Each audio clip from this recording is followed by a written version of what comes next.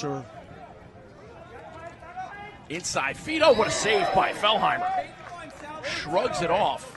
There's Haverford guilty of exactly what Landon was guilty of. Caught ball watching on the crease.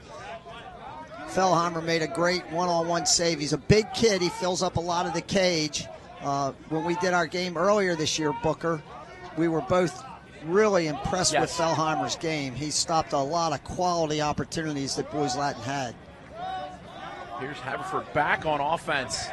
First quarter brought to you by the Valley Inn. Of course, this is the Kelly & Associates Game of the Week, presented by FCA, as we get a little strip on the far side.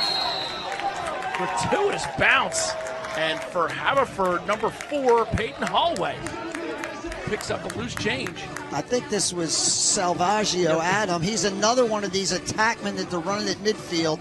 Great check. Ball's on the ground. There's Salvaggio. Right place at the right time. I got to get my better eyes in, Bob. That's 2 in a row.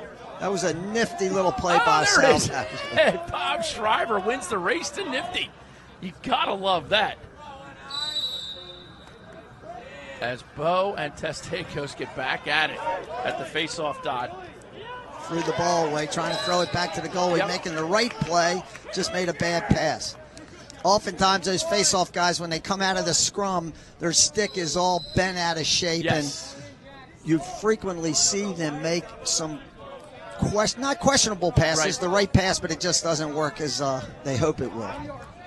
Landon perfectly happy moving the ball around right now. They haven't had it on offense in a while. Settle things down. Nice drive at the cage by 23, Jace Menendez, senior midi. And this is Epstein who will bring it in. Number 1, he's a Johns Hopkins commit. Already has 1 goal today. Tremendous change of direction that we just saw there. And there it is. And Bob, just like the day after a bad chili cook-off. We're knotted here at 2. You're knotted at deuces. Watch, Epstein, we talked about this at the opening, Booker. One of his go-to moves is a change of direction. His first goal, he changed from right to left for a left-handed goal. There he changes from left to right. He got that guy hung up on the back of the cage. Makes a beautiful shot, just bounces it past the goalie. Watch this change of direction. Boom. And as a defender gets a little hung up in the netting, and that's a credit to Epstein. Correct. He definitely had a little hitch in his giddy-up right there. Little Bo pushes it forward. And Landon looking to capitalize. Well, again, I'll go back to that number 19 that's been a source of huge pride to the Landon program. It goes to their main face-off guy. Well, last year's face-off guy, and one of the reasons Landon was the best team in the country, I think his first name's Justin Shockley. He goes to Maryland, and he is just sensational. As a freshman, he's doing wonderful things at the University of Maryland. So Will's got some big shoes to fill. And at Landon last year, I don't want to over-exaggerate it, but he won more than 80% of his faceoffs. I mean, that's not, if anything, it's over 85%. He just absolutely was dominant, and like you said, that number 19 is a coveted hand-me-down for faceoff guys year after year. Inside feed. Nice move. Great dodge by Kurtz. He's got a little giddy up, it looks like. They played him at attack earlier in the game. Now he's playing midfield. I think he's rotating a little bit with number 25, 21, Hertzberg. They'll switch positions during the course of the day. Flip back between midfield and attack. The Fellowship of Christian Athletes huddles camps teams, building three-dimensional athletes and coaches. Learn more at fcalax.com. And we're thrilled to have Towson Hot Bagels sponsoring all of our man-ups. And they do catering as well. Bob, are you a Towson Hot Bagel guy? I really don't eat bagels too much, but I know how good Towson Hot Bagels is. I might go in and get an egg. Yeah, you can do that. An egg and some bacon or something. Correct. It's a great place. They'll accommodate Coach Bob Shriver. It's in my hood. And it's a very popular place. Very popular. Here is Haverford. If you watch Haverford offensively, I just want to keep emphasizing that they're very comfortable flipping positions. They rotate a bunch of different guys in their midfields. You know, they don't have a set first group, second group that many teams do. This is Salvaggio with Glavin, as well as Holway. And this is a downhill runner. Salvaggio is a big, strong kid, and he's matched up against Mosilla. And Mosilla's a football star, so it's going to be a tough time bulldodging him. He gets the shot off, but Laughlin with the clean save, no rebound. And here come the Landon Bears. The Bears are one of those programs that ever since like 1975, 80, they've had fantastic squads. The 1980 team, their only loss was to St. Mary's. So Landon, they are not a newcomer on the block by any means. Again, executing, you know, perfection on the clear. We're winding the clock down here in the first quarter. I think Coach Bordley will look to see if he can't get the last shot of this quarter. First quarter brought to you by the Valley Inn. Your friends at the Valley Inn want to make sure you have an absolutely great time. Get to the Valley Inn on Falls Road, and if you're having a graduation party, or if you're looking to have some kind of celebration, maybe an anniversary party, you can use the Valley Room upstairs or that Outback. The Valley Inn patio is set to open. It opens today. Opening day, Bob. Well, the weather is clearing up really nicely, so the patrons of the Valley Inn are in for a beautiful afternoon. Great friendly staff as Haverford wins the backup. Still 19 seconds left in the quarter. If they push it, they can make something happen. Here's Garno stepping onto the field, number 33. Gonna have to go to the goal hard. And they do go hard. Shot! It's in. Rings off the inside of the post and goes in with 1.7 left. Well, I tell you, Bob, that's a smart play. Haverford recognized the clock winding down. They pushed the ball hard.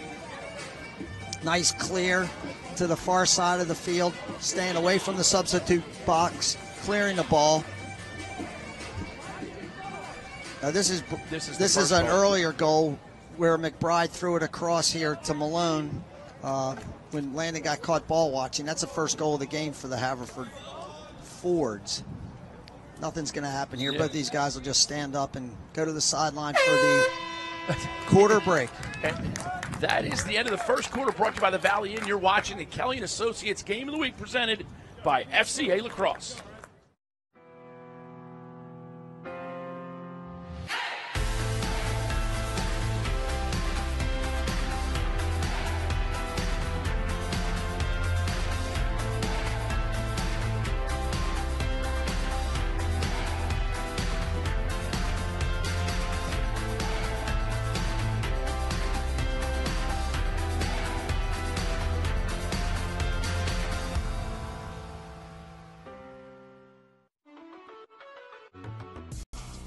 The Fellowship of Christian Athletes engages their coaches and athletes to grow their faith through sport. Make sure you investigate the amazing camp at Lebanon Valley College this July. The FCA has camps, clinics, huddles, teams. Learn more about the Fellowship of Christian Athletes by going to fcalax.com. And here's a replay of that last goal. What a great take by Haverford. That's Peyton. Oh, no, that was number Scott 14. Deck. Excuse me, Scott Deck. Again, recognizing the clock's winding down. He's really got no choice other than to go hard to the goal, and he did. Made a tremendous play. Got Haverford that goal with 1.7 seconds left on the clock. So he had time to spare. He had a lot of time to spare, but you know, most people would say, you know, coaches in particular are always talking about not giving up goals at the end of quarters and the halves. You know, they just typically, you know, they leave a bad taste in your mouth during a timeout or during a quarter break or a halftime break. And conversely, you want to be that team that scores that goal, because it does. It puts some little poison in their huddle. It clearly does that as well. I remember we used to capitalize on Boys Latin a lot in that situation and the quarters. Here is Wilbo, number 19, for Landon, and Chris Testakos. Two guys who are just battling out. It's 50-50 so far, but here's Testakos coming down. Luke O'Grady. Testakos that time, excuse me, Booker, he might have been able to throw that ball through to the low right-handed attackman, but he elected to give it to the point man, and obviously low risk, high reward because they got possession. They're able to bring their middies on the field. And you'd love to see kids throwing that diagonal pass. Well, it was there for him. He just he didn't see it. That's okay. Haverford's happy with the ball. Gavin Burke, number 22 in. Salvaggio, little wing dodge for him. Stays right-handed shot. Goal, Salvaggio. Well, we watched him right at the end of the first half. He took Salah to the goal when he was driving hard right-handed down the right-hand alley. This time, look, he gets the ball in the left-hand alley, and typically you want to force him to his left hand, but he gets his right hand, strong hand back because he's so big. He's really hard to match up with and is able to basically dunk it. Look at this play. Here you see him. He shields the ball and then comes out of it with a nice tight little Paris Hilton right there. So far the face-offs are dead even, 3-3, I believe, Booker. Oh, yeah. Wilbo wins the clamp this time. Pressured, goes back to his goaltender and landed with the win on the face-off. But they trail 4-2 now, landing in their home whites. Haverford Road Maroons. Second quarter brought to you every time by your friends at the Mason-Dixon Lacrosse Tournament. Make sure you check out that. Go to cselax.com and learn about the Mason-Dixon Lacrosse Tournament. Landon, the bell's on. They need to get it into this box in 10 seconds. Nice job. And Landon goes off sides on the rushed clear. So credit Haverford's ride a little bit there, but right now they run a little bit hectic. Things getting to a frantic pace. No Silla comes away with that one and promptly gives it right back to O'Grady, who bounces it down.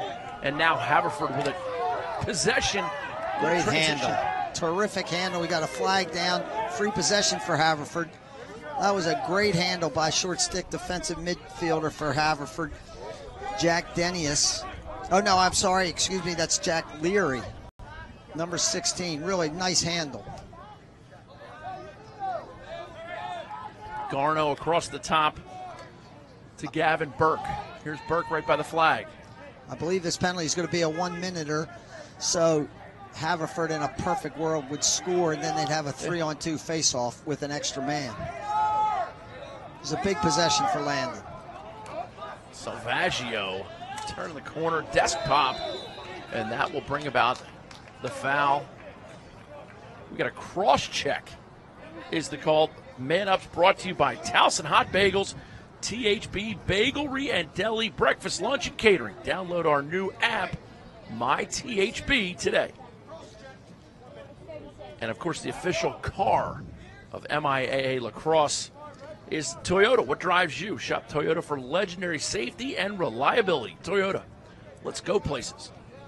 Haverford starting in the same set they did on their last man up, Is that a something 1-4-1. As a coach, do you like to start in the same set no matter what play it is, or you let them go where they were going to be?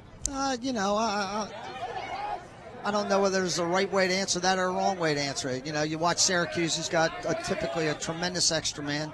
They do the same thing every extra man, and they've been doing it for years upon years. So, nice cut. Great cut by McBride. Nice look by Garno. Snuck in under the defense from his position behind the goal. I think 14 looks like he's getting ready to cut back down the field in that 1-4 set. We rolled somebody off, excuse me. Inside behind the back attempt by Malone. The crease. Great save. Great save by Mitch Laughlin. Junior goaltender. Ball then goes down on the carpet. And it's backhanded. Nifty little backhand. Doesn't count for the race, but still nifty.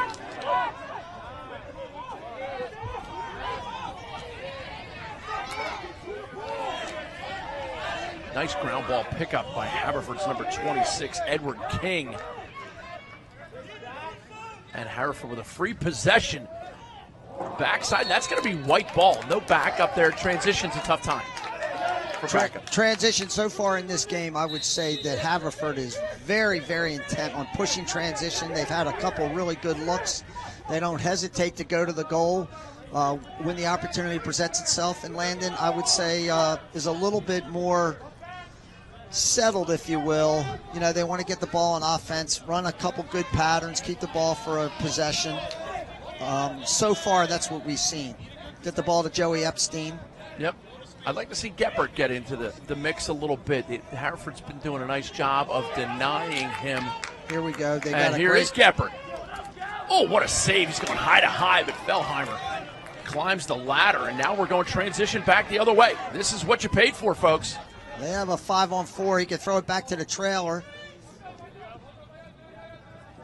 Landon did a great job getting in and checking up. Nice save by Fellheimer there on Geppert.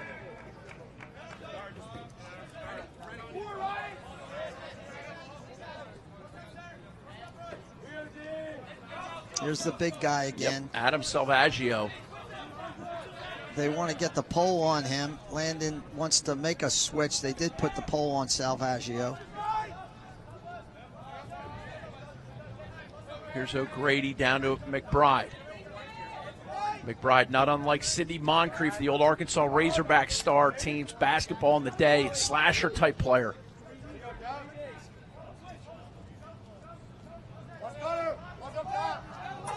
Malone behind, guarded by Wellington. Here's O'Grady.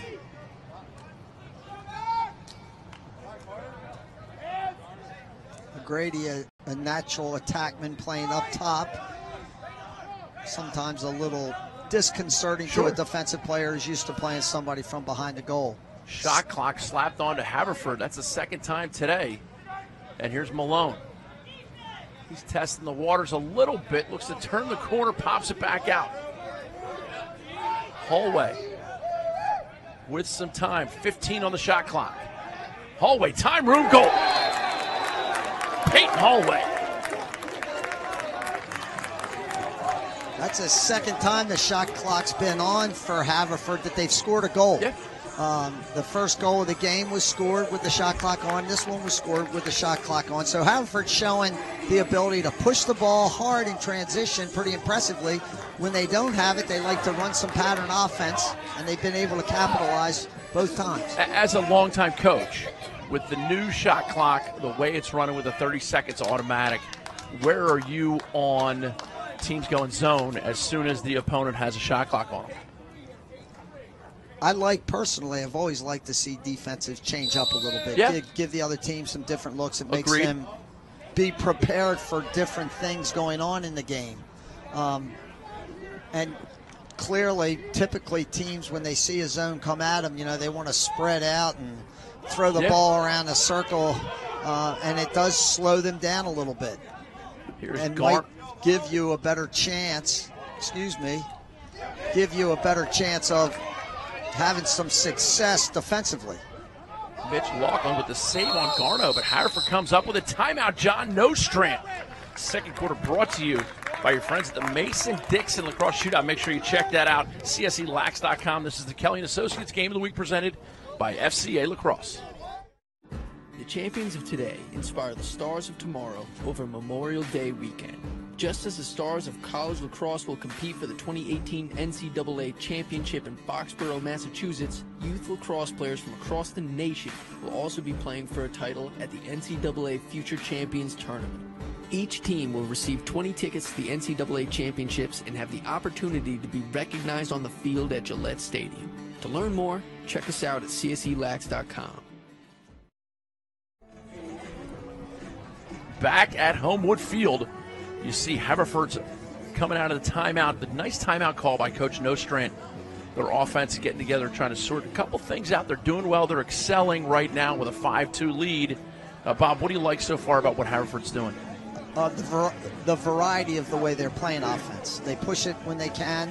They try to get those 4-on-4 opportunities, 5-on-5. And then when they don't, they're very patient, poised, and they've run quality offense. So they've really pulled this lead or gotten this lead doing it a couple different ways, which shows a team that's skilled and actually also very smart. It's hard to play two different ways. Yep. And they've found a way to do that. Don't go anywhere. The halftime show brought to you by Training Lace. You didn't come this far to only come this far. Go to traininglace.com to learn how Training Lace will make you better. Go to traininglace.com now. See, this is a little bit of a matchup nightmare for Landon. Garno's on the field with Salvaggio. So Garno, the junior going to Virginia, terrific midi in his own right. He's getting the pole, and Salvaggio has shown he scored 2 goals already. His ability to beat people down, beat somebody matching up with him poorly. So Landon, Haverford's taking advantage of some personnel that's causing Landon. Great cut. Great feed by Hallway. He gets knocked to the turf. TJ Malone with the finish. And Haverford having their way right now with Landon. Well, Landon typically doesn't struggle like this, if you will, on the defense. But so far, Landon's has not done a very good job playing man-to-man defense and playing off-ball defense. We've seen Haverford this past goal. It's a great cut by Malone and a wonderful feed by Hallway, who just scored the goal before that. There was a foul on the play. They called it post-possession foul. Dead ball foul, so no face Haverford off. Needs no face-off, and they're getting a chance to add to this 6-2 lead.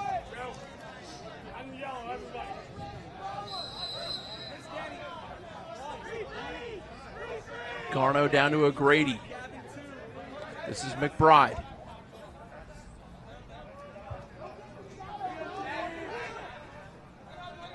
Garno top center. Haverford's now, this is actually Syracuse extra man offense. We see 2 triangles. Inside to McBride, down low. Malone opts for sector 5. O'Grady, great Abe Lincoln's mullet. Luke O'Grady. Go on and get yourself some low to high, son. Great extra man by Haverford. They throw the ball in tight quarters to the open guy. Look at this pass right here by McBride. Malone around the goal, and then there's our guy, Luke O'Grady, with a beautiful low to high shot. The artist formerly known as Mac. Coach Bordley very much wants the ball, and he wants it in Joey Epstein's stick. Or Geppert. Either Obviously or. John Geppert, he's ready to burst. He's on the far wing on the face-off. They're doing a little jab, and Pestakos wins the clamp. Will Bowe quickly gets it to Geppert. Here's Geppert. Shot, goal! John Geppert on demand. Not at the table, Carlos. Well, if he didn't want the ball in Epstein's hands, as you so nicely said, get it in Geppert's or Epstein's hand. Geppert picks it up off the face-off, and he's got a clear run at the goal. Haverford elects to let him come in, which typically defenses do. On fast breaks, Landon's lined up in a little bit of what we might refer to as a flat break, and it causes some issues for the Haverford defense. The defenders, they haven't been taught exactly where and when. And those are in transition. If you're thinking you're too far behind the play, Pestakos does one better on Will Bowe. Pass into the midsection of O'Grady, bobbles out of bounds, and it's going to be Landon possession. It's a great matchup at the face-off. Yeah, it really is. It seems like it's so a little even. bit of every other kind of. It's so even, which is what makes it great. I mean, golly, Shockley last year, and I know Brunswick has a face-off guy, and Culver has a face-off guy who are just head and shoulders better than everyone. So it's fun to watch, but this is a great battle of 2 top-level face-off guys, Pestakos and Bowe. Landed possession. They now trail 7-3. But as I like to say, Bob, it's an itchy little 7-3 game right now. This is Kurtz. Not the Kurtz from Heart of Darkness, but the Kurtz from Landon. The Landon Bears. Did you ever read Heart of Darkness when you were in school? Who was that? Joseph Conrad? Yes, it was. Yes, it was. No, I don't think I ever read it, but I don't know why. I know he's the author. Actually, you know, we messed up the numbers. Mo Silla is actually playing Epstein, and he's making it tough for Epstein to get the ball, although now he has it and trying a little bit of his patent change of direction. I got news for you, Bob, and I know that you're a little bit old, and I love you. But Mo Silla and Joey Epstein play for the same team, so unless it's practice, I don't think Mo Silla's guard. I don't think he's guarding Joey Epstein right now. You're looking at I'm also dyslexic, so as you know. Unless he's changed teams. That's there was right. a transferring. 34 Ryan Nigaman, who played very well for Haverford in the earlier game. He's making it a little difficult for Joey to get the ball. Yep. He is. He's doing a little bit of a deny. Not so much of a lock-off, but like you said, making it hard for him to get it. Here's Geppert. He scored the last goal for Landon. Gets it to Kurtz. Kurtz with a little spinorama. Not a big guy, but he looks like he's got good feet and the invaluable left hand, which I think is such a big part of having an offense that's very balanced. Having a couple lefties on it. Here's Epstein against Nigaman. And a shot clock now against Landon. So fair is fair. Oh, shot goal. Number 4, Big Zach Johnson, the senior midi. Big Zach Johnson headed to Ann Arbor, Michigan. Look at the location of this shot. As you're a goaltender, this is right a little bit below his shoulder on the offside. Watch this shot. Yeah. It's a really hard save to make. Do you put your stick over in front of your face and down, or do you bring it across your body and up? This has got unbelievable placement. See the goalie, he went down to try to get his stick back up, and he couldn't get it there. Height. It's just a really, really tough save for a goaltender. You're caught kind of in betwixt and in between. Number 37 for Haverford, Chris Testakos, going up against number 19, Will Bowe for Landon again at the face-off dot.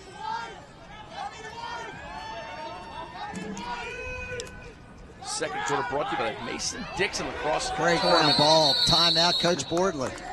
Not his first rodeo. Coach Bordley with a timely timeout. Don't go anywhere at halftime. The Training Lace halftime show is going to be fantastic. 7-4 here at Homewood.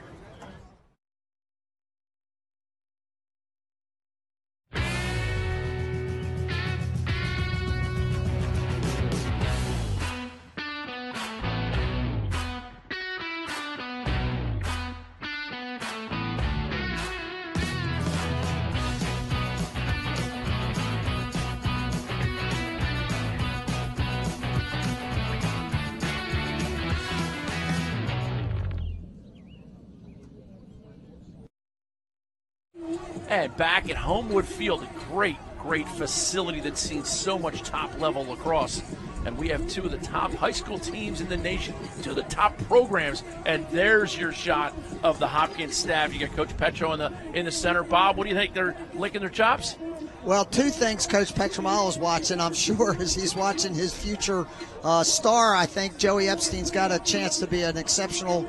He's already an exceptional high school player, but be also an exceptional college player. But he's also watching Joey Gebhardt, who just scored that goal, who he's going to have to play against at the University of Maryland. There's a lot of really, and number 4 just scored, Zach Johnson, who just scored for Landon. He's headed to Michigan, which is all part of the Big Ten that Hopkins competes in. So they're watching everybody. He's certainly paying a little bit more attention to his future player. Saw Coach Bobby Benson up there, Billy Dwan. Big hockey guy, Billy Dwan. Bobby Benson, not so much. I think I saw Bobby, but he's a big skier, though. Bobby. I was at a game the other day. Bobby had the afternoon off. He was watching a high school game. Culver playing St. Paul's. He had his 2 kids running around the field. That was it was Griffin and Tucker. Yeah, it was really cool to watch. Coach Borley with 2 huge goals to get him back into this game. I think that was a shot that he would prefer Epstein get a little bit closer on. Fellheimer there. Coach Coach Nostrand has a timeout himself. He might look at the matchup, see if he's got something favorable. And if not, maybe he'll call a timeout and try to set something up. Salvaggio coming in through the box. He's already scored once from this side of the field. They're going to give it back to him. Luke O'Grady gets it right to him and up. Now it's Hallway. Coach Nostrand looks like he's eyeballing this clock. He may get a timeout here in a couple seconds. Just to avoid the shot clock, right? Correct. You know, and hopefully that, you know, he could keep the ball before halftime to take the last shot. Here's Garno.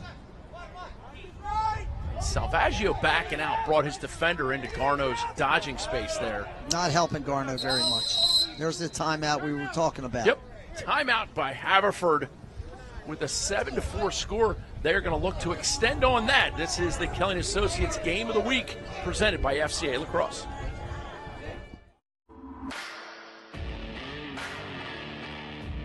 Represent for Rough Rider Nation. The Rough Riders have been on top of the game since 2007. Rough Rider alums continue to shine and won national championships at all levels.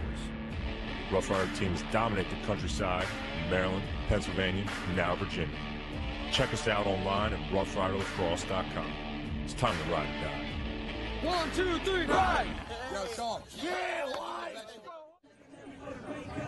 And here we are at Homewood Field. Booker Corrigan, Bob Shriver bringing it to you. Bob, what do you expect Haverford to come out of this timeout with? 42 seconds, so there's not going to be a shot clock violation. Coach Nostrand did a really nice job sort of milking that clock from 125 down to 42. Never got warned to go to the goal, so he's got the rest of the half to try to score this 8th goal. Do you expect Landon to come out in zone? No, I don't. Landon has not showed zone so far today. Coach Bordley has always been a big man-to-man guy, and it looks like that's what they're staying in. We go back to this matchup situation. Salvaggio is a really, really big, strong kid. With the ball, Garno has the pole.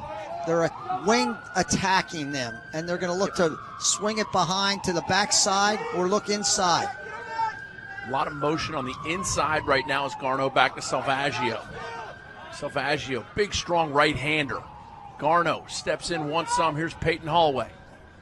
Hallway pushed behind by Geppert. Inside feed, shot, goal. And Bob, we're going to run out of using the word nifty, because that certainly was. Even though you won the race, that is fantastic offense by Haverford with 13 seconds left in the quarter. Great offense, great patient offense. They attacked each top wing, and what they're basically looking to do was if they got something at the goal, they were going to go to the goal, and if not, they were looking to swing the ball behind, bring it to the other side from where they were attacking from, get the defense with their heads on a swivel. They got somebody inside. Get their heads on not on a swivel. Well, that's how you sneak somebody in the back door. What's that, the third or fourth goal that Landon scored on the inside? Excuse me, Haverford scored on the inside. Ground ball picked up by Haverford, and they're going to just cheap it down the field 2-1. And don't go anywhere for halftime. We have the Under Armour Undeniable brought to you by Training Lace. Go to traininglace.com now and get your hands on the very comfortable, wrappable, wearable training device. Very low in weight, but very excellent as far as making you stronger and a better player. You can wrap it right around your stick, traininglace.com.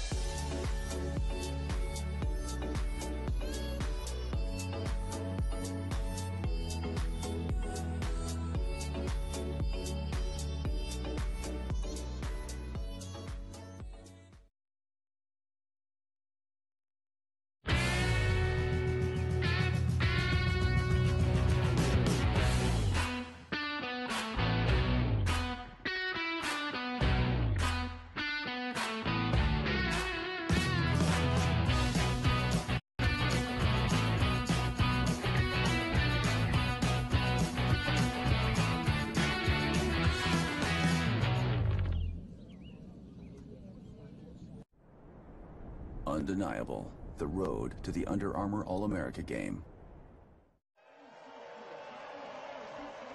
Out on that field is one thing. Immortality, boys. And there's no one who deserves it more than us. Big history tonight, boys. Baltimore's always been a hotbed. You're almost born with a lacrosse stick in your hand. You go into your high school scene where the MIAA may be the best conference top to bottom, game to game in the nation with schools like Boys Latin. Boys Latin is a perennial lacrosse powerhouse in the MIAA. The school has a history of producing top-tier lacrosse players in the Baltimore area. The game plan all year long was you stop Shaq Stanwyck, you have a pretty good chance of stopping Boys Latin. No one was ever able to stop Shaq Stanwyck. In 2013, Shaq helped lead the team to a 16-0 record, but they failed to secure the championship.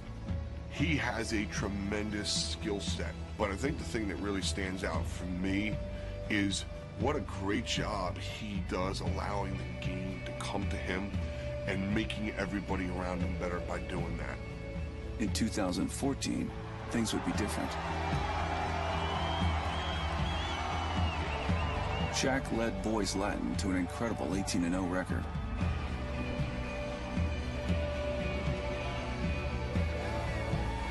Capping the season off with an MIAA championship victory over St. Paul's.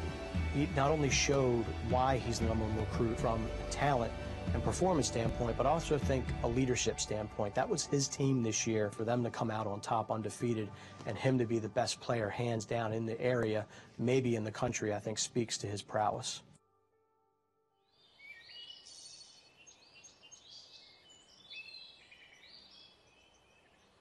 When they were young, we would play catch, and eventually it was like, you know, I can only catch so many balls, I've got stuff to do, I've got to cut the grass, you know, but maybe you might want to start throwing against the wall. The wall was first introduced by Mr. Stanwyck to allow his children to hone their skills and practice rain or shine. He just came out here, he measured out 6 by 6, painted it on. It's uneven a little bit, so it'll give you some bad passes and help us all work on catching it in awkward places, some stuff that you're going to do in games. You know, the more you practice, the more comfortable you're going to feel with your stick. And the more comfortable you feel with your stick, the better you're going to be. When you're out on the field, you're trying to make those quick decisions. You don't have to worry about what you're going to do with your stick because your mind already makes that up before you even do it. It's so important to have two hands in lacrosse. I'm a lefty, so I do 2 times the amount of righties that I do lefties. That's kind of just so I can get that right hand as good as my left hand. The beauty of this thing was that you can play any time of the year. And it just got the kids out of the house, got them some exercise, and improved their skills. I would time dinner around him, you know, and he would say, well, now I need 30 minutes, I'm going out to the wall. And I would be ready to serve, and I'd say, well, you're going out to the wall. I reheat more than I cook, so.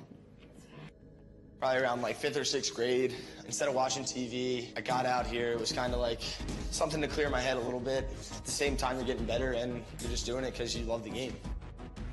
It's my dad. He's got that kind of brain that knows what it takes to be good at something. He thought you need to practice the way you play. And then the repetition has been huge, I think, in terms of getting everyone's hand-eye coordination. It stemmed from him. Obviously, he can't make you do the workout, so everyone else had the drive to get out there and play. With the Stanwyck family, it's unbelievable the level at which they play and the consistency from one child to the next. You know, it starts with Sheehan, the All-American at Georgetown, one of the best ever. Now you're talking about Shaq, and the potential that he has could really make an impact at Johns Hopkins University. And then you take the 6 in between, and they're just as good as, if not better, than the 2 bookends. The Stanwyck's wall in the garage has become legendary. That's where the kids get their start. That's where the groundwork's put in, putting in the hard work against the wall, developing a right hand, developing a left hand, quick releases, accuracy, pinpoint passing, those kinds of things. This kind of goes back to being old school. Look at the sticks that the boys use, traditional pocket. I don't think the traditional has been in vogue now for the last 10, 12 years. You know, it's really an old school feel to the way they go about their business and the way they play the game. For the Stanwicks, lacrosse is a family passion. All 7 of Shaq's siblings have played Division I collegiate lacrosse and have earned an array of accolades in recognition of their amazing talent. It's more challenging today to step on a field and have an impact. What goes into becoming a great player today is different.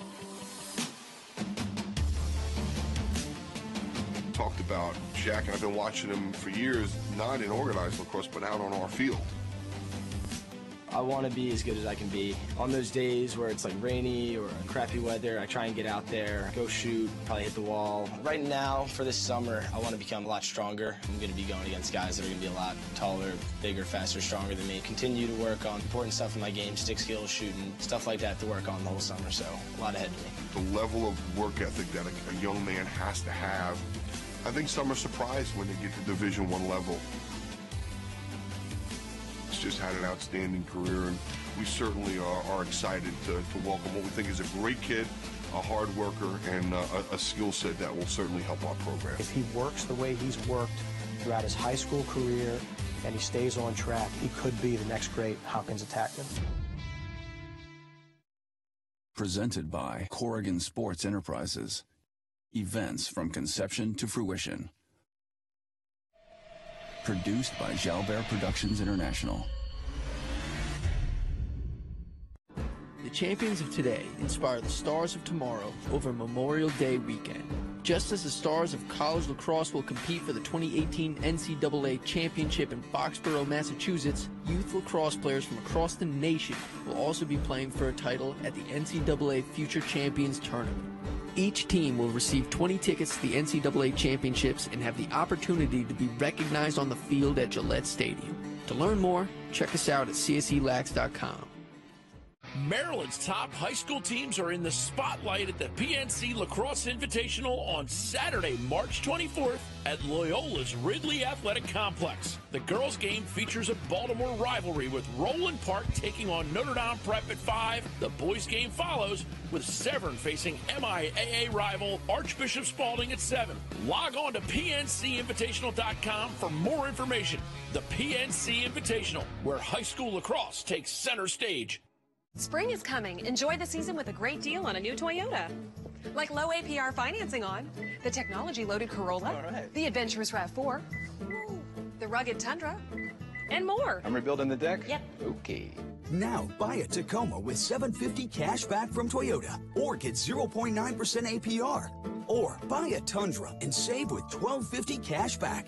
Ready, set, go get your Toyota today. Toyota, let's go places. Back at Homewood Field, halftime here. Thank you to Training Lace. And just like the rug ties the room together, halftime highlights and stats tie the game together. Bob, let's take us through the highlights here of this Landon Haverford game. This is Epstein with his patented change of direction left-handed. It's a really nice goal as a shot clock's winding down. McBride feeds it over to Malone. We get a lucky bounce really for Haverford, but Salvaggio's on the doorstep just picking up a loose ball. There's the second good change of direction by Epstein from Landon. This is at the end of the first quarter. Haverford had to try to get to the goal. They scored one with 1 second left to go, up 3-2 at the end of the quarter. Now it's pretty much all Haverford for the next couple minutes. Salvaggio down the wing. This is a nice inside. Oh, no, that's Holway with a great individual effort and a wonderful shot. There's Holway doing the same thing, but this time he elects to feed it inside to Malone. And there's incredible shot by O'Grady on a nice back feed. And here's Landon finally gets rolling here a little bit. Gebhardt coming down on a slow break, sort of, and Haverford didn't do a good job. And that is a big monster shot by Johnson from Landon to a great spot. It's an extra man goal that Haverford scored right at the end of the quarter to go up 8-4. And you talked about those goals at the end of quarters. And in both instances there, Haverford was capitalizing. That could eventually be the difference in the game. 8-4 your score. Thrilled to have you joining us. Thank you for making us part of your sports viewing day. Third quarter brought to you by the Columbia Bank. Our friends at the Columbia Bank, they love to stop in the Valley Inn and watch the games. We're going to get the Valley Inn to start putting the sound on, Bob, so people can listen to the soothing tones of your voice as they did on the sideline for so many years. What? I hope they weren't listening when I had a Landon guy covering the Landon guy. Hopefully I won't make that same mistake. I wasn't going to bring it up. This has been a neat battle the whole game. between Sestakis. Testakos. Hey. Shot goal. Good Lord. Goodness. Unleashing one. Gavin Burke logs on to istingcorners.com. Gavin Burke's the short stick defensive midi specialist for Haverford. He plays on the wings on faceoffs. Testakos comes up with that faceoff. Again, is a little bit of an unsettled. He steps down from about 12, 13 yards. I think that goaltender Laughlin would like to have that back again. Yeah, it looked like it actually caught a little piece of his stick, little pump fake to hold the D, and you see Laughlin's reaction. You could tell he wanted a piece of it. We have another penalty on Landon for a late hit or a untimely hit, I guess, on that shot. Haverford gets an opportunity to face off 3 versus 2 and have an extra man if they can win this draw. And Testakos, the faceoff guy for Haverford, has been doing a fantastic job. Landon countered that time with a pole on the faceoff. Landon's guilty of coming out of the box a little too early there. Again, no play on. Well, that's correct. Referees for today's game: Richard Montgomery McGee, Jeffrey Lebowski, and Carmen D. John Domenico. I think that was Richard Montgomery McGee who didn't give the play on right there to Garno. And Garno's a guy with acceleration. Here's Malone up top. Man down, this man up brought to you by Towson Hot Bagels. Great check on the inside. Laughlin comes up with a Towson Hot Bagels. Go to THB. Great place to see your friends in the morning. And tell them you're going to meet them later at the Valley Inn. Man down clear. Landon's working really hard to try to get the ball to the shorty Johnson. 4 seconds on the foul. Again, Towson Hot Bagels bringing the man up. Pass picked off, and here's Brenny McBride. And it's still a shot, so it's going to be Landon possession. Great ride by McBride. Goaltender Mitch Laughlin running back into the goal and made a nice It's always save. a tough decision for the guy with the ball in that instance. Do you take the outside shot or you run it in? Because if you run it in, you run that risk of never getting a shot off and you get trail checked. But to no avail. Still 9-4 Haverford. Landon looking to close the gap as Mo Silla, the big dog, brings it in, touches it in the box, and now he will hustle off as he gives it to Zach Johnson. Not the PGA Tour Pro. This is not Zach Johnson that won the Masters or the British Open. Different Zach Johnson. Just making sure you're fully aware.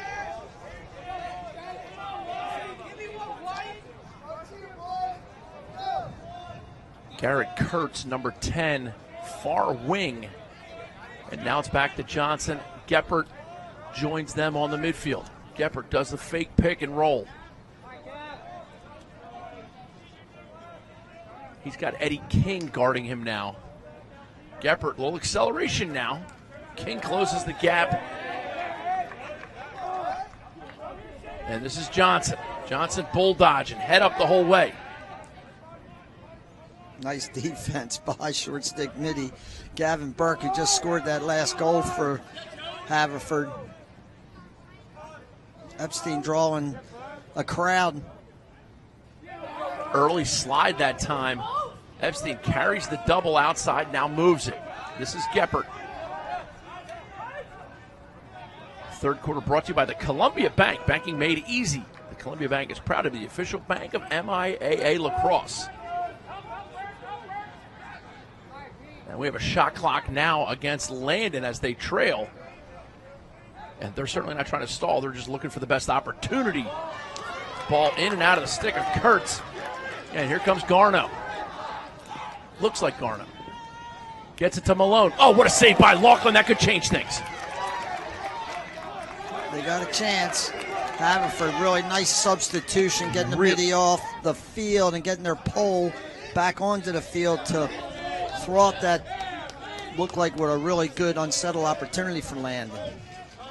And again, this is, you talk about coaches, you got John Nostrand for Haverford, Rob Boardley for Landon. Two guys who have very stable programs, amazing assistant coaches. We talked a little bit about Landon. We have yet to talk about Mark Patrone and Travis Loving, Paul O'Grady, some of the assistants at Haverford School. Peter Borer down there, Avery Cook, Jeremy Hart. As Fellheimer comes up with the loose ball, and now it's back. Here comes Gavin Burke.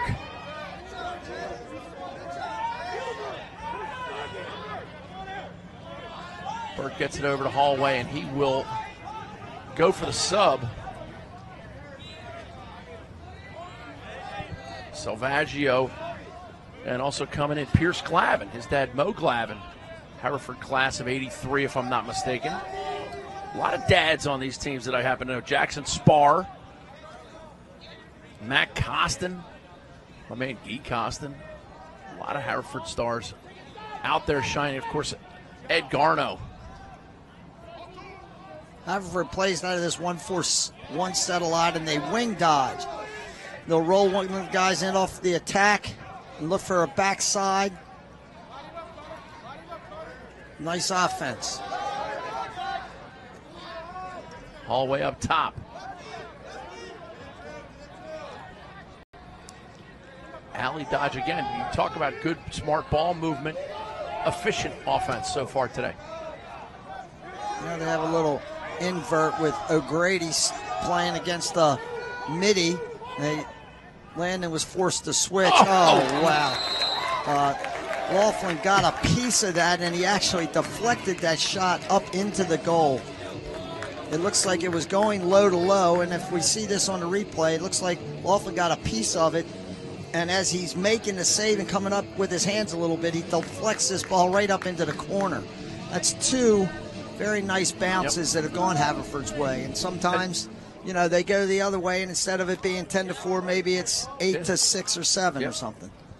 They're certainly making the most of the breaks they're getting today. The other thing they're making the most of, every time they've had a shot clock put on them, they've scored a goal. Good point. Not a bad way to run offense. Will Bowe wins the clamp and pulls away with possession. And here's Geppert. Soon to be Maryland Terrapin. Geppert. Shot off the crossbar. It's going to be Landon possession, even though Luke O'Grady's hustling over there. With the score the way it is, you're going to give that to Landon. Yeah. And look here, Booker. This is a classic flat break. That time, Haverford did a little bit better job sliding up the field to Geppert, and he was forced to throw the ball to Epstein, who stung one off the pipe. Post toasties. This is Johnson. Now to Kurtz.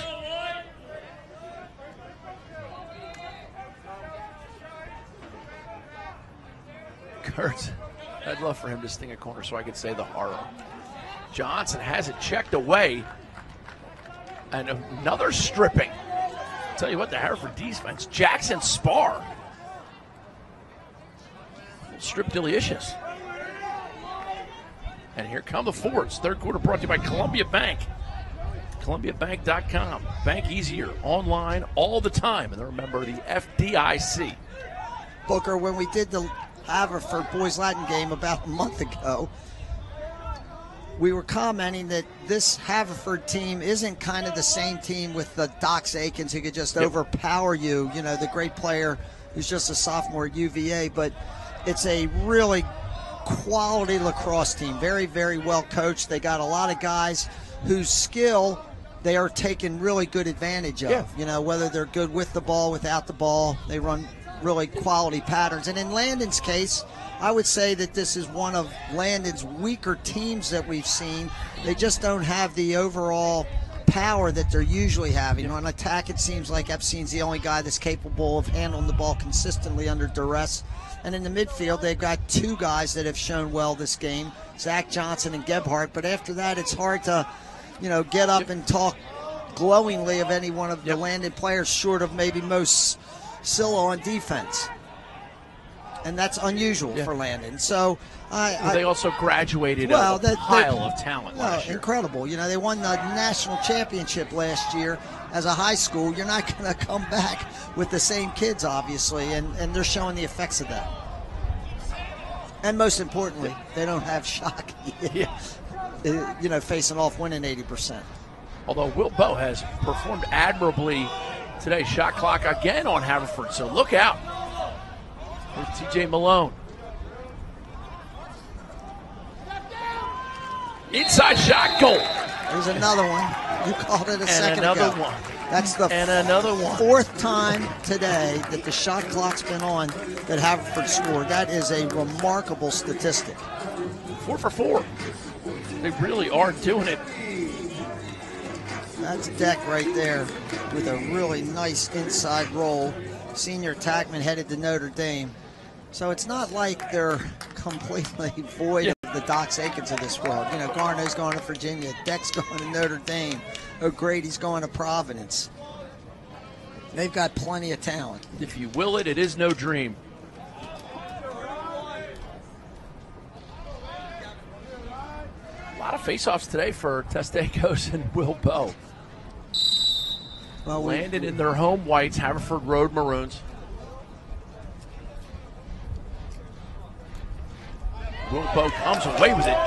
Fast break for Landon. They're a bit of a flat break. And again, another post.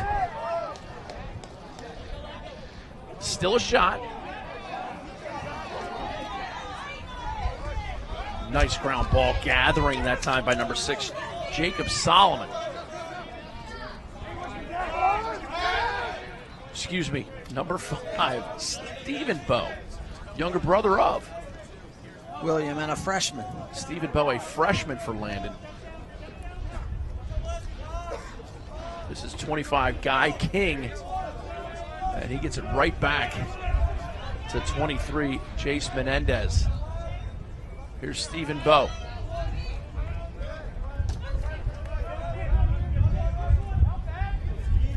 Oh, what a play by Stephen Bowe. Just accelerating right there. Stephen Bowe, freshman, with a really nice re-dodge. He starts, he kind of stops and restarts his dodge. Catches the Haverford man just maybe relaxing a little bit too much. Watch this. Really nice, little slow. He stops and then he restarts the dodge. Makes a really nice shot. Far, little bit hip high, chest high. Here you see that footwork that There Bob's talking about. He backs up and then he restarts, and the Haverford guy's a little guilty of getting too far up the field. And he gives him that alley. Bowe took advantage of it.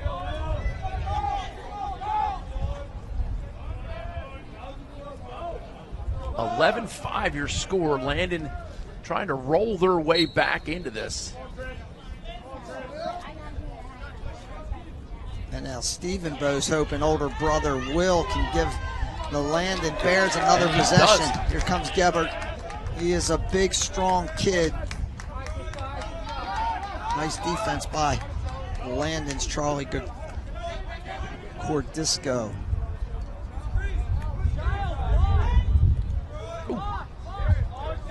See, this is today I think I've seen about 4 or 5 different attack combinations for Landon, and the only consistent guy back on attack has been Epstein. Yep.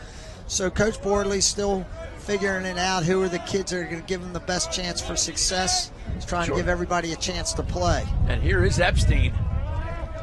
Comes off the pick by Kurtz. Gets a switch. Now he has a short stick. There's going to be an early slide. Talk about an early slide. Your man number 21, Mo Mangabwe, was off the crease early. Here's Epstein. Tough pass to Handle up top. And again, some of that youth, Evan Schwartz, just a sophomore. Number 22 has been a really good presence for Haverford today. Gavin Burke scored a goal. Short stick defensive midi. Anybody that watches enough college lacrosse, I think most college lacrosse coaches would say it's arguably the most important position on their team, short of the face-off and the goalie. You know, the face-off guy and the goalie. But, you know, we've seen so many great players at the college level influence lacrosse games from that short stick defensive midfield position, and Burke's doing the same here today. Just over a minute remaining here in the third quarter, brought to you by Columbia Bank. Columbia Bank is proud to be the official bank of MIAA Lacrosse. Well, so far we've seen Haverford be ridiculously efficient. They scored a goal right at the end of the first quarter, right at halftime. They've scored 4 goals. They scored 4 goals with the shot clock on, and they almost got another one in the last minute of the third quarter. Almost got a greasy one right there. Mitch Laughlin goes out to pick off the pass. Crease violation against Haverford. Gives the ball back to Landon. And here's Wellington, the IAC Player of the Year in ice hockey. Pushes it up the wing. And Jason Menendez. And they got 4 guys back. So Stephen Bowe's fine. And he's got Geppert behind him if he gets it to him with 15 seconds in the quarter. Here's Geppert. Got to get his teammates out of the way. They're a little slow getting set up there. Epstein comes around, one-hands it. Still 3 seconds. Geppert, shot goal! And Landon turns the tables on Haverford, and they close the gap. Still 0.8 seconds remaining, but what a play by Geppert. Talk about field awareness. Great ground ball. Watch him muscle when he picks up this shot. He muscles and gets to his left hand, not his strong hand, and makes a beautiful low and away shot. Fellheimer's got no shot at that one.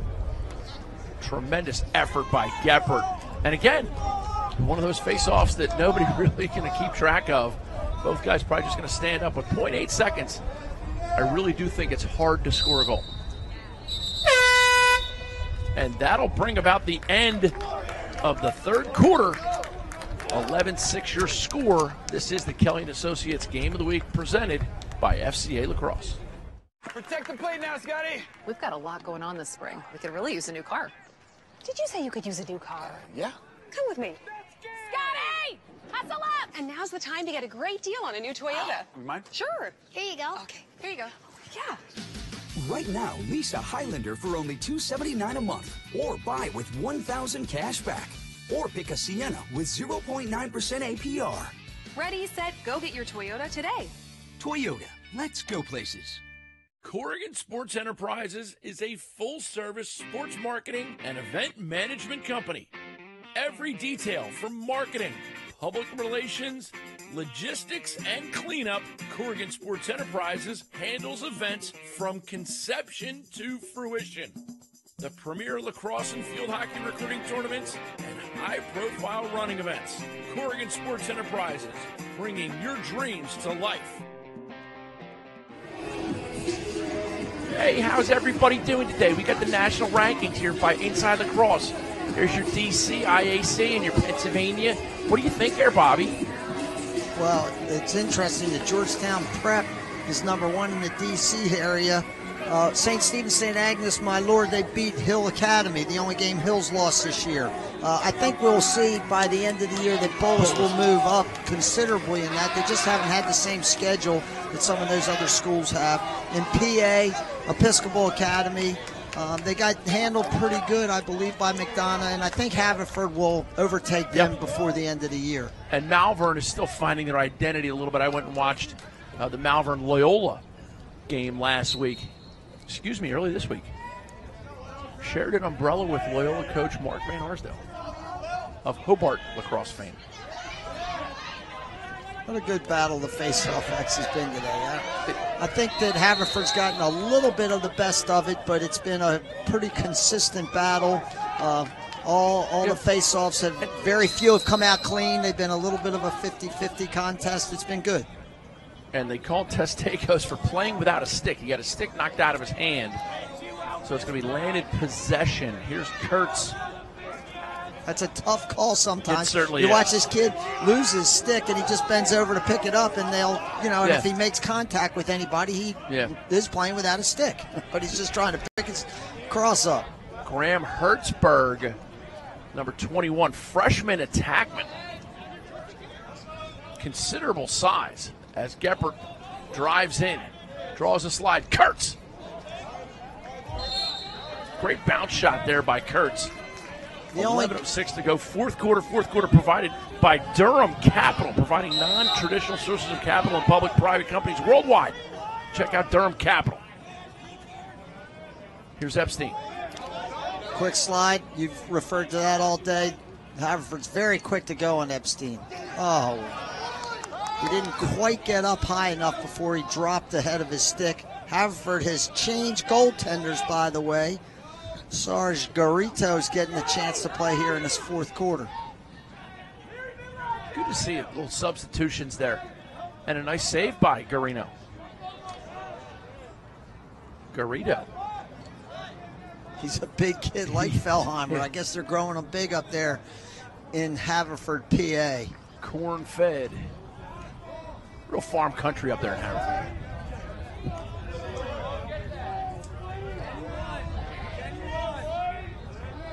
Haverford with possession. This is Garno.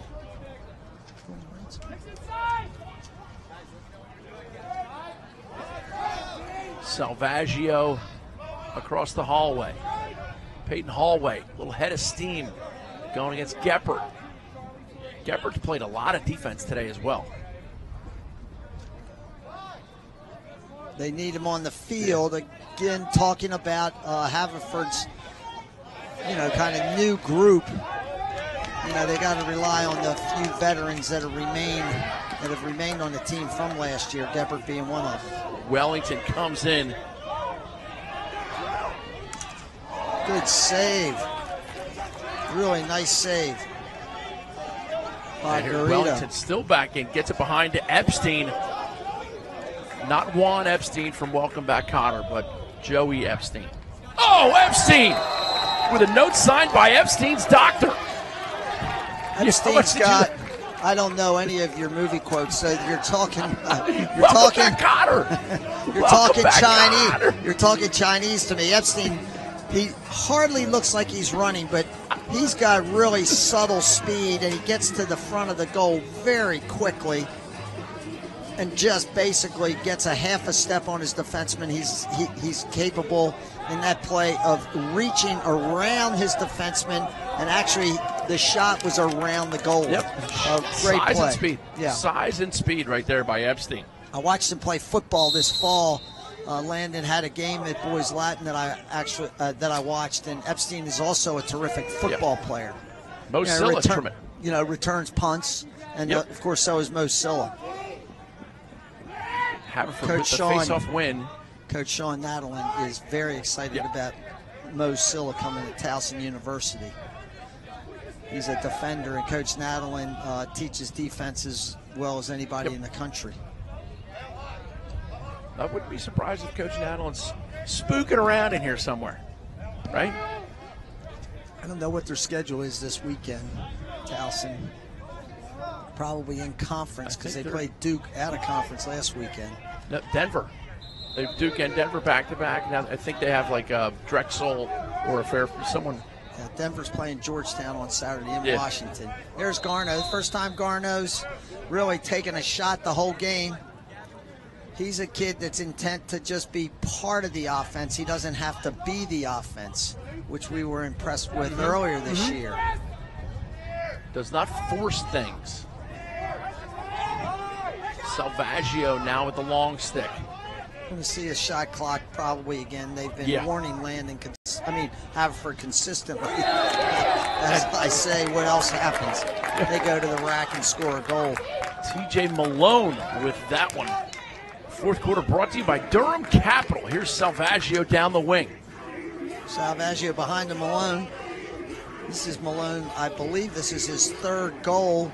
He scored them with the ball and without the ball, showing what Coach Nostrand thought was going to be one of their strengths this year was their offensive, especially their attack play. Malone, Deck, O'Grady, Salvaggio, who's a natural attackman, McBride, Garno. And sure enough, they've scored 12 goals in this game, which against Landon is honestly highly unusual. They typically are a really sound defensive team, and they're struggling today with Haverford's personnel. It goes back to what you've taught me today. 4 of them were with the shot clock on, and 2 of them were at the end of quarters with less than 2 seconds left in a period. Here's Zach Johnson. Guarded by Burke. Gets it to Epstein.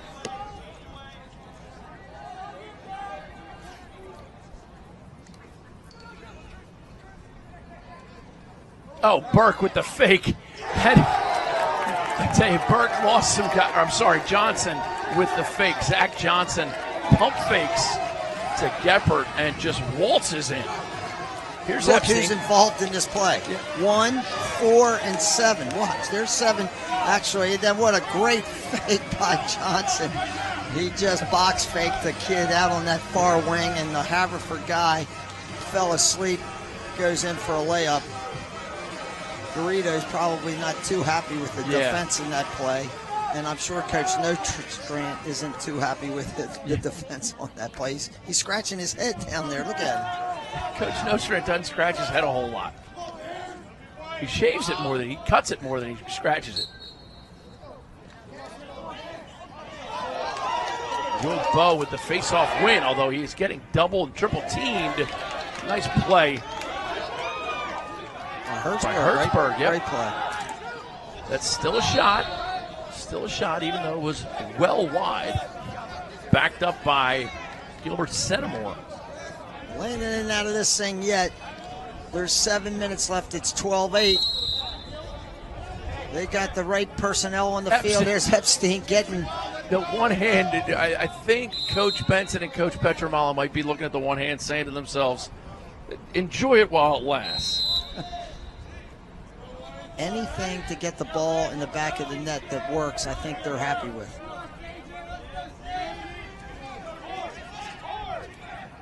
Kurtz.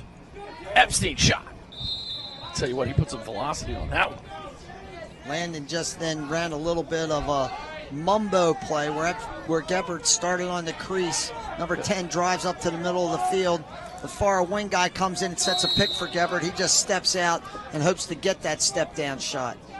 Epstein with the shot saved by Garrido, and he is now in a hot, sloppy mess. Gets it off Nigaman, and they just ice it. Landon comes up with a pickoff, but O'Grady steals it away. Now it's going to be Haverford possession. They pick up the loose ball and retreat. Great poise by Haverford. Great play by O'Grady. Yeah, terrific. A nice poise by Haverford. They still had time to clear the ball. You are watching the Kelly & Associates Game of the Week, presented by FCA Lacrosse. A huge thank you to our sponsors, the Valley Inn, Mason-Dixon Lacrosse, of course, Training Lace and their halftime Towson Hot Bagels and the Man-Ups, and of course, the Columbia Bank and Durham Capital. Fortunate to be here, Booker Corrigan and Bob Shriver bringing the call. Our next game, 4:30 today, Culver at McDonough, and then on April 3rd, it's Gilman at Calvert Hall as the MIAA regular season heats up. The out-of-conference has been fantastic so far, don't you think? Incredible. Teams from the MIAA and these teams from Washington and Philadelphia, Culver coming from Indiana. It's been some great intersectional games played in this area and by teams in this area. It's been a lot of fun. Weather's cost everybody 1 or 2 games, though. Oh! The dude abides. Peyton Holway's had a good game today. Peyton Holway. Talking about drawing a line in the sand, dude. Across this line, you do not. I don't know whether we'll get a chance to see this play one more time, but number 14, Scott Deck, initiates, and watch, he throws the ball back behind the goal to his teammate, who swings it back to the backside to a step-down shot by Holway, and Deck started that whole play by making what we like to call a pass and not the pass. He was more intent on running the offense properly than making something for himself. That was classic, and unselfish lacrosse. Won't show up on the score sheet. And you know what else he did? After he threw that pass, he retreated to make sure they had the backup. Terrific. And for you hockey fans, and I know that's one of your big things, Booker, they would give Deck an assist on that play. And sometimes lacrosse teams will refer to that as a hockey assist and make sure a kid is properly credited for making such a nice play. We had an attackman a long time ago, Collins Carey, who led the world in hockey assists. Big, strong dodge that time by Landon. It's number 37. Heads up play. Centimore couldn't pick that ball up, but it was off a shot. He just protected the ball as it was going out of bounds, and he maintained possession for Landon.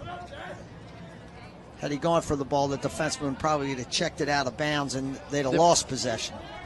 Just little smart plays that make such a difference during the course of a lacrosse game and really a lacrosse season. Yep.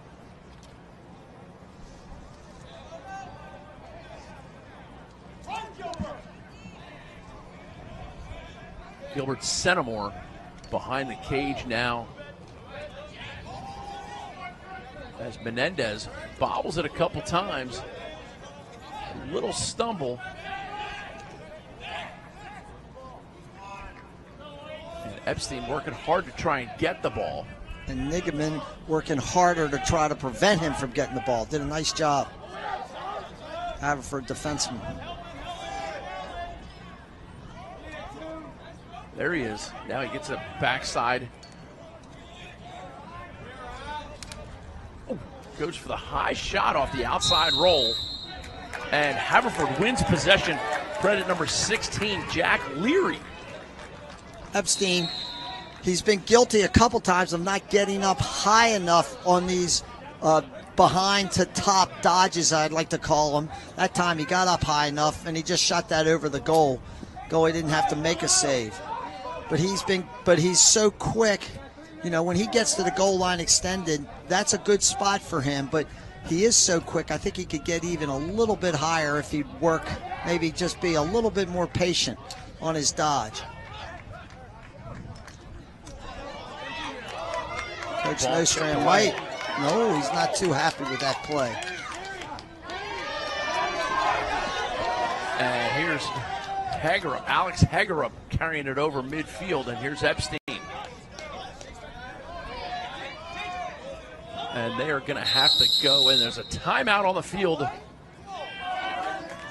Landon will take a timeout. 13-8 your score. Kelly & Associates Game of the Week presented by FCA Lacrosse. The MIAA is the most competitive lacrosse conference in the country. The 2018 MIAA Lacrosse Semifinals and Championships will be held May 15th and 18th at Towson University's Johnny Unitas Stadium. For a glimpse into the future of the collegiate game, the MIAA, where the stars of tomorrow play for a championship today.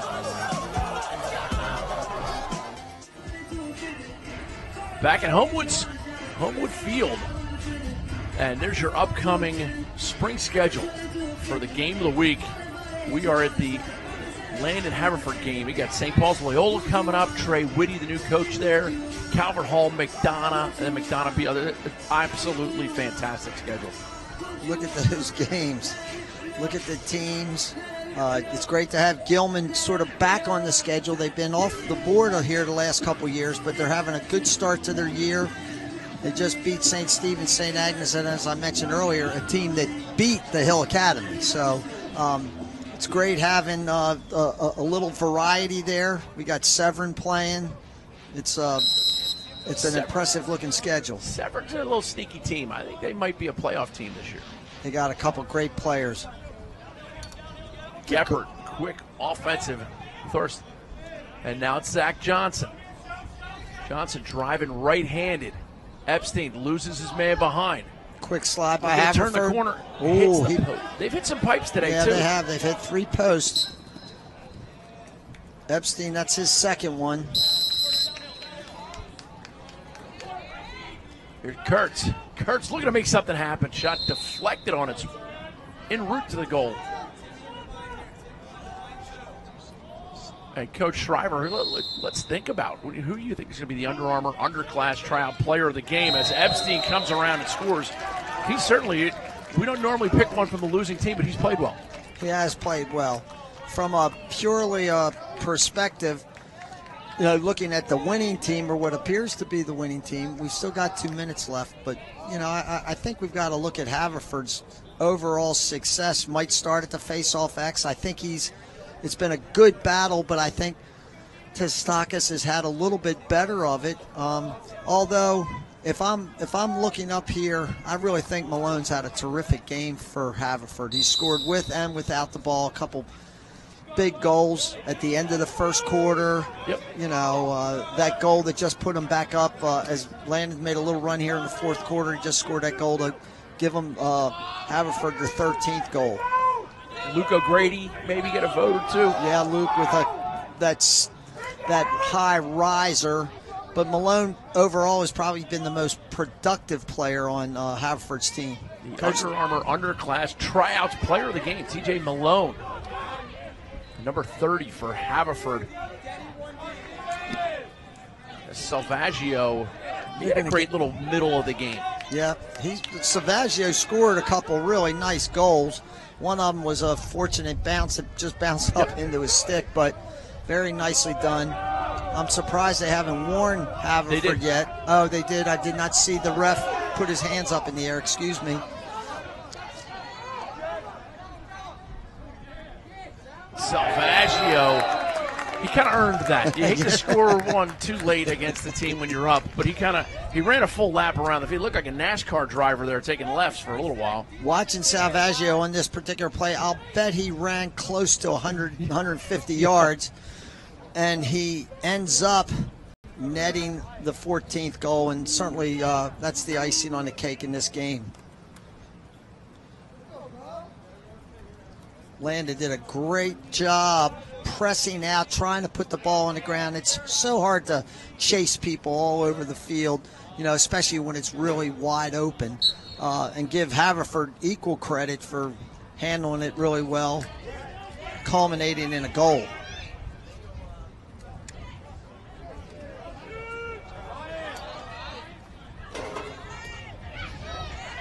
Ground ball pickup as Haverford definitely has some substitutes in. Nolan Killeen, Jake McCarthy in. I'm looking at Jack Denius. Denius is going to pick it up now. Quentin Campbell. Not sure if he's related to my man Rick Campbell. Freddie. Here's Gavin McBride. McBride's played well all day today. Gavin, I think, is Brennan's older brother. Yeah, I'm not Brennan. sure, though. You are correct, sir. We've had a little trouble with the names relations. today. Well, I've had the most trouble with them. Great check. My man Jordy Holmes. His dad Bill Holmes played at WNL class of '86. Jordy Holmes getting some run in there for the Haverford Fords. Number 31 in honor of Pelly Lindbergh. And I'll New give York you Ranger or a Philadelphia Flyer? Philadelphia Flyer. By the way, did you by any chance watch the Caps game last night? I did not. Oh, you should see this goal. I was with Mary last night. You should see the goal because Netsov scored to win it in overtime. Those guys who play professional Full dangle. hockey, they're just so talented. Yeah. It really is crazy. And there it is. The final horn blows. 14-9, your final score in the Kelly & Associates Game of the Week presented by FCA Lacrosse. Just a great intersectional game. Two of the great programs in the country. Haverford against Landon. Coach Borley against Coach Nostrand. So many great alums from these these two programs.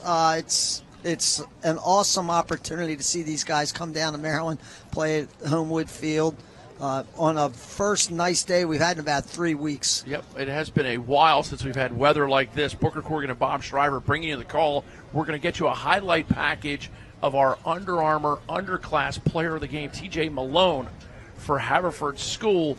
Bob, let's look through this. Here's Brenny McBride with the first assist. Yeah, this was at the end of the shot clock and at the end of the quarter. The shot clock's on. There's about 1 second left in the first.